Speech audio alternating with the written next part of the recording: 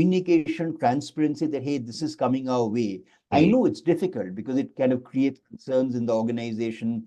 People might start looking out, and some of the good people that you don't want to lose might look out.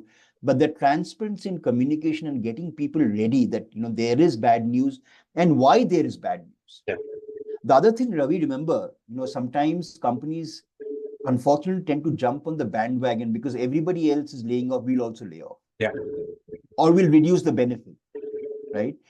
I think my message to such companies is employees remember you when the times are bad and how they've been treated. Absolutely. Right? I think that's important. And I recall in 2007-8 when the IT sector wasn't doing well. Yeah. We had some consultants come and tell us that, hey, you know what, why don't you reduce your learning budgets? Why don't you reduce some of the benefits? Right. And fortunately, we could afford not to do it. But it would have been so easy to do it because everybody else was doing it. Yes. Right? And we stayed put and said that, no, we are privileged that we don't need to do it, and hence we will not do it. Absolutely. Right? And people remembered us for that. Yes. Right? So I think the fundamental thing is communicate well and enough in advance so that people are not shocked by sudden news impacting them.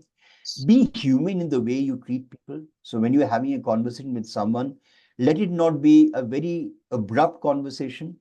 There should be enough grace given to people in the conversation, and just not HR's job. I think even, the business leaders should do it that way. And being open and upfront, I think, helps you build that credibility of why you are doing what you're doing. Absolutely. I think the what everyone knows, the why, and how the company is enabling you in this tough situation. Yes. These are things which I genuinely believe would go a long way. It will never reduce the impact because somebody is losing a job, but it will definitely ease the impact and give the person that respect, that, hey, you know what, and the value that, this is something which the company didn't have any other choice, but they're doing it gracefully. Right?